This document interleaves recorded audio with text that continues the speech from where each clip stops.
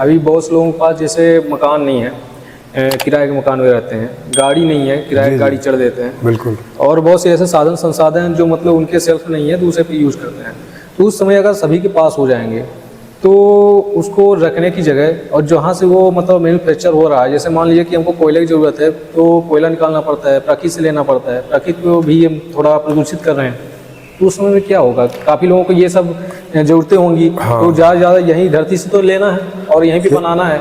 तो उसके लिए क्या किया जाए? यस, कोयले की अब आजकल ज़रूरत नहीं है, क्योंकि आप कितनी बिजली पैदा कर सकते हैं और कितने ही सोलर सिस्टम टेक्नोलॉजी पैदा हो चुकी है। तो कोयला एक 100 ग्राम निकालने की भी ज़रूरत नहीं है। कोयला तो अब ये इसलिए निकाल रहे हैं कि सस्ता पड़ता है, बायोडीजल भी आ गया है ना, क्योंकि पैसे की वजह से अभी ये सारी समस्याएं पैसे की वजह से हो रही हैं। सस्ता है इस वजह से, क्योंकि वहाँ सस्ती लेबर जाके निकाल देती है जी। और भी चीज़ों की जैसे माइनिंग होती है कि सोना हो गया, लोहा हो गया, और भी ऐश की जितने भी चीज़ें हैं। और ये सब चीज़ों घर बनाना है तो हमें तो यहीं से मिट्टी लेना पड़ेगा, पत्थर लेना पड़ेगा, बालू लेना पड़ेगा, तो से तो ही लेना पड़ेगा। जी, तो रिसोर्सेज तो है ना। तो जितने हमें घर चाहिए, मान लिया जैसे भारत में 135 करोड़ लोग हैं जी, तो अगर 5 आदमी का एक परिवार समझो तो कितना हो जाएगा? लगभग हमें 30 करोड़ के आसपास घर चाहिएंगे, है ना। 30 करोड़ ही तो घर चाहिएंगे जी। तो 30 करोड़ घर कौन से? क्योंकि यहीं से मिट्टी लेनी है जी, मिट्टी की ईंट बनानी है, इसी में से लेके सीमेंट बनता है। और अब तो दूसरी टेक्नोलॉजी भी आ गई है कि आप सीधे मिट्टी को ही कंक्रीट कर सकते हो, वो मिला के एक केमिकल आता है, सीधा मिट्टी ही कंक्रीट हो जाती है। मतलब अलग से रोडी बदरपुर भी नहीं लेना है, सीमेंट भी नहीं लेना है, इसी मिट्टी को उठा के और इसमें आप मिलाएंगे उसको और ये ऐसा हो जाता है एकदम कंक्रीट की तरह। तो वो आ रहा है। तो संसाधनों की तो कोई कमी है नहीं जी। तो इन्हीं संसाधनों से सबके घर बन जाएंगे और घरों में कूलिंग सिस्टम वगैरह सब कॉमन होगा। तो कॉमन होने से काम चल जाता है। जैसे अगर हर घर में एसी लगाओ तो ज़्यादा यूज होता है ना। लेकिन अगर आपने एक पूरी बिल्डिंग है उसमें कॉमन एसी लगा दिया और सबके उसमें डक्ट दे दिए, तो जिसको जितना इस्तेमाल करना है उसके पास रिमोट होगा, उतना खोल लेगा, चला लेगा। तो उससे क्या है कि थोड़े चीज़ में ज़्यादा सुख सुविधा हो जाती है। और इसमें गाड़ी वगैरह भी कॉमन होंगी, ऐसे करके नहीं होगी कि हर एक आदमी की पर्सनल गाड़ी, क्योंकि वो तो खड़ी ही रहेगी, फिर आदमी को कितनी ज़रूरत पड़ती है। आज भी जो पर्सनल गाड़ी हैं वो मुश्किल से दिन में 1 घंटे 2 घंटे से ज़्यादा का एवरेज उनका आता नहीं, खड़ी ही रहती हैं। चाहे ऑफिस में ले जाके खड़ी कर दो, चाहे घर में खड़ी रखो। तो वहाँ पे क्या होगा कि जैसे ओला उबर टाइप है ना, ऐसा रहेगा कि जिसको कोई गाड़ी की ज़रूरत है तो वो बस ऑनलाइन कर देगा, ऑनलाइन करके जैसे ही घर से बाहर निकलेगा बाहर गाड़ी मिल जाएगी। जैसे अभी ओला उबर 4-5 मिनट में पहुँच जाती है, हो जाती है कि नहीं हो जाती है। तो वो मेंटेन होकर साफ सफाई मिलेगी। नहीं तो आपको अपने घर गाड़ी धोनी भी रोज, फिर मेंटेनेंस भी करनी, फिर उसका इंश्योरेंस भी करवाना, फिर उसकी है ना कितना सा, और खड़े गाड़ी खड़ी है, यूज नहीं कर रहे हो, लेकिन उसका साफ सफाई सब कर रहे हो जी। वहां आपको चकाचक साफ सफाई मिलेगी, ड्राइवर के साथ मिलेगी। तो काहे को सिरदर्दी करनी है? नहीं भाई, क्यों सिरदर्दी करनी है फिर? तो वहाँ पे गाड़ियाँ इस प्रकार रहेंगी। सोना जो है आपको पता होगा कि पूरी दुनिया का 2/3 सोना अमेरिका के पास पड़ा हुआ है। क्यों पड़ा हुआ है कि 1970 के पहले क्या था कि क्योंकि डॉलर इंटरनेशनल मुद्रा थी जी, तो हर एक देश को कुछ इंपोर्ट करना होता था तो वो डॉलर से होता था, तो वो सोने के बदले डॉलर दिया करता था। तो हर देश जो है वो सोना उसको देते थे। उसका एक हिसाब किताब था कि उस समय $35 का 1 ग्राम या 10 ग्राम का हिसाब किताब था, उस हिसाब से वो। तो पूरी दुनिया से बहुत सारा सोना है जो वहाँ रिजर्व आज भी सरकार के पास पड़ा हुआ है, 2/3 पूरी दुनिया का। नंबर 2, हर देश की सरकार के पास सोने का रिजर्व पड़ा हुआ है जो बेफालतू है, बस ऐसे रखा हुआ गोदाम में। काहे के लिए? कि भाई कल को कभी जरूरत पड़ जाए तो लोन वोन उठा ले, ये देखे। अदरवाइज वो पड़ा हुआ अनयूज पड़ा हुआ है। तो ये भी किस वजह से पड़ा हुआ है? ये आज के सिस्टम की वजह से, पैसे के चक्कर में।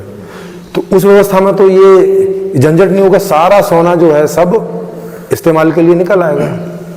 सारा सोना, सारा चांदी सब निकल आएगा। तो सोना चांदी भी कम नहीं है कोई, अभी की जनसंख्या के हिसाब से।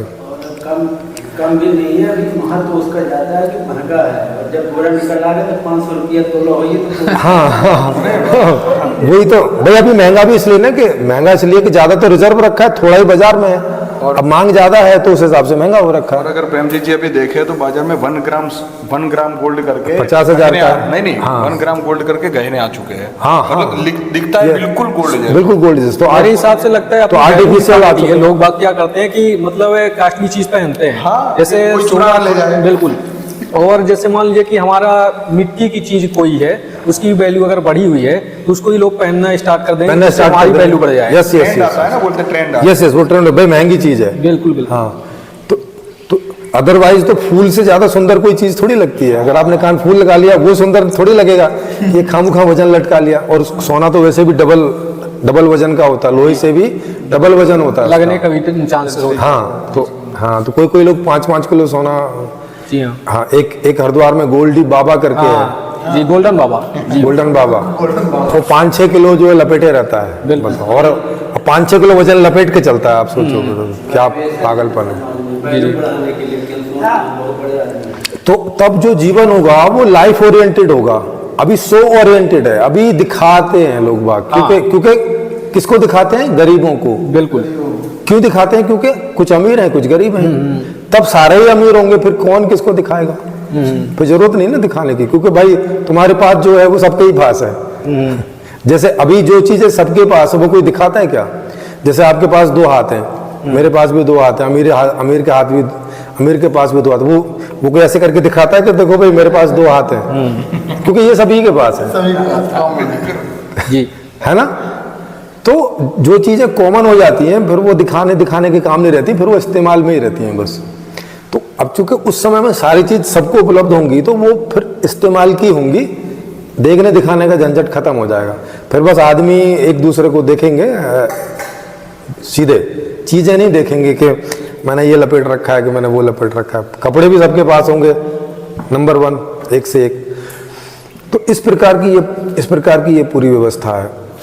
अच्छा, ये पूरी वर्ल्ड वाइड व्यवस्था है, ये ऐसा नहीं कि केवल भारत के लिए ही। जब ये भारत में बनेगी, भारत में आएगी व्यवस्था, तो उसी समय वर्ल्ड गवर्नमेंट भी भारत में ही बन जाएगी। वर्ल्ड गवर्नमेंट जी जी। और वो जो वर्ल्ड गवर्नमेंट वाला प्लेटफॉर्म है वो पूरी दुनिया से, क्योंकि जैसे यहाँ हम और आप सामाजिक लोग हैं जी जी, जो इस सब चीजें अच्छा करना चाहते हैं, ऐसे ही हर एक देश में लोग हैं, लेकिन उनके पास समाधान नहीं है तो बेचारे ट्राई मार रहे हैं या अपनी सरकारों से लड़ रहे हैं। जैसे यहाँ भी आप देखेंगे कि बहुत सारे लोग सरकारों से लड़ रहे हैं या एक दूसरे से लड़ रहे हैं, ऐसा सोच के कि भाई ये लोग जो है जिम्मेवार हैं इस बात के लिए, वहाँ भी लड़ रहे हैं। तो जब ये व्यवस्था उस डिपार्टमेंट के द्वारा उन सब तक पहुँचेगी तो वो लोग भी वहाँ अपने यहाँ ट्राई करेंगे, और जैसे ये यहाँ आएगी वैसे ही वहाँ भी, क्योंकि अभी 2/3 दुनिया में लोकतंत्र है जी। 2/3 दुनिया में, मतलब ऐसे समझ लो कि लगभग 160-70 देशों में लोकतंत्र है अभी। बाकी जगह या तो कम लोकतंत्र है या कुछ राजतंत्र टाइप का है जी। तो उतनी दुनिया में तो ये बहुत जल्दी तेजी से ये फैलेगा, क्योंकि कौन देश है या कौन देश के लोग हैं जो जल्दी से अमीर ना जीना चाहें, जी है ना? अभी तो हमारे पास उतने संसाधन नहीं है, तो यहाँ 5 साल 7 साल लग रहे हैं बात पहुँचाने में। वो तो क्योंकि वो तो सरकार का डिपार्टमेंट होगा, उसको तो दुनिया में बात पहुँचाने में वो तो यूं 10 दिन के अंदर पहुँचा देगा सारी जगह। तो वहाँ तो बहुत तेजी से परिवर्तन हो जाएगा, है ना? जी।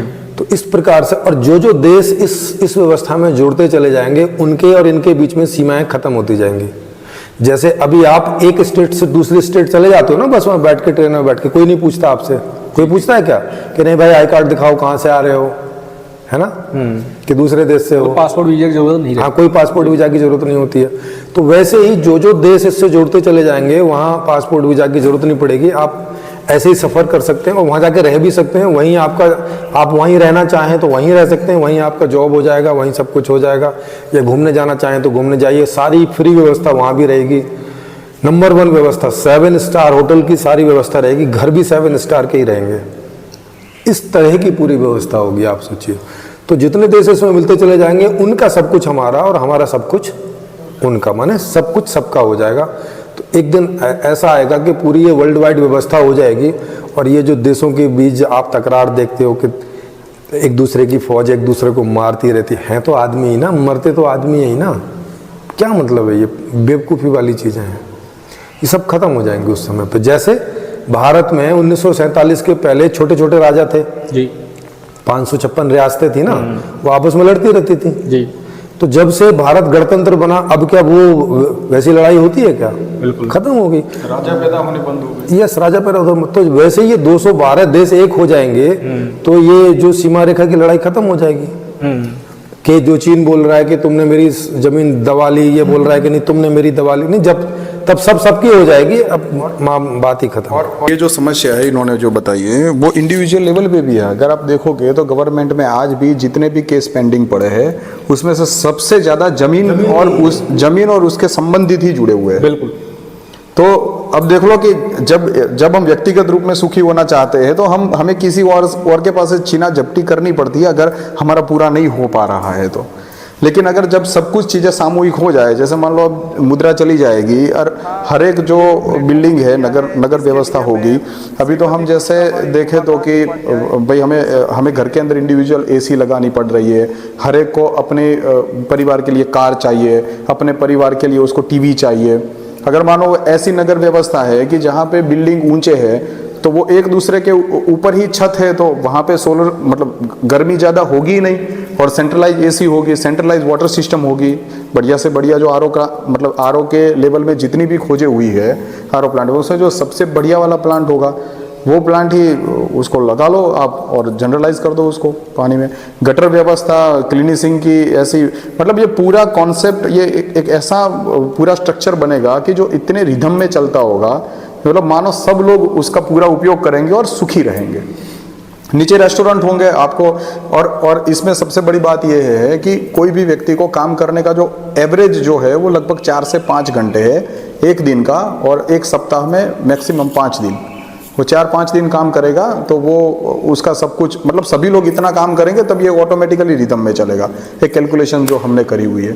तो आदमी के पास अपनी ज़िंदगी को बेहतरीन तरीके से जीने के लिए काफ़ी वक्त रहेगा। अगर 8-10 घंटे सो भी लेता है आदमी, तब भी वो 8-10 घंटे उसके पास ऐसे बचेंगे कि जहाँ पे वो परिवार का सुख ले सकता है, समाज का सुख ले सकता है, कोई खोज का सुख ले सकता है, कोई आपसी मिलके कोई जैसे ये गेट टुगेदर के प्रोग्राम होते हैं, कल्चरल एक्टिविटी होती है, वो सारा कुछ बहुत बढ़िया ढंग से वो कर पाएगा। वो अपने फूड का, अपने सोने का भी एक बहुत अच्छा सा ऑप्शन ढूंढ सकता है। अभी तो आदमी बेचारा सवेरे जाता है 9 बजे, रात को 9 बजे आता है, इतना थका होता है, अपनी पत्नी बच्चों के साथ भी आराम से बात नहीं कर पाता है, ये हालत है।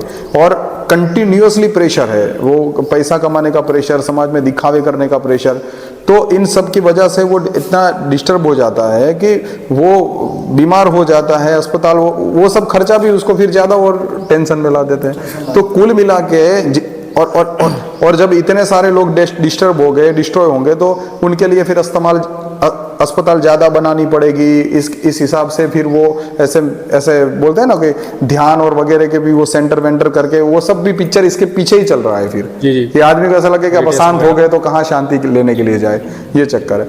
तो जितनी भी टेक्नोलॉजी है, अब देश और देश के बीच में इतना विग्रह है कि उनको आर्मी लगानी पड़ रही है। तो कुल मिला के ये पूरा स्ट्रक्चर जो है आज का विश्व का, उसमें ज़्यादातर जो टेक्नोलॉजी है वो ज़्यादातर टेक्नोलॉजी सिर्फ और सिर्फ अपने आप को सुरक्षित करने के लिए या किसी और को डिस्ट्रॉय करने के लिए, ये 2 ही ऑप्शन में डेवलप हो रही है। बाकी कुछ वैज्ञानिक लोग हैं जो नया कुछ ढूंढ रहे हैं, अदरवाइज पूरी टेक्नोलॉजी का जो भी खर्चा है, अगर आप पूरे इंडिया का भी बजट देखोगे या पाकिस्तान या अमेरिका का बजट देखोगे, तो उसमें से 20-30% जो बजट है वो सिर्फ सुरक्षा के लिए है कि भाई हमें कोई दूसरा देश डिस्ट्रॉय ना कर दे, और अगर हमारी लड़ाई हो जाए तो हम उसको डिस्ट्रॉय कर देंगे। तो अब मानो कि वो उतना सारा जो फंड है, वो फंड और उसके पीछे जो लगने वाले लोग हैं, मतलब जो समय भी उसमें इन्वेस्ट हो रहा है, वो सारी चीजें जब एक दूसरे को डेवलप करने में लग जाएगी तो आप सोचो कितनी जल्दी से ये स्वर्ग जैसा माहौल हो जाएगा।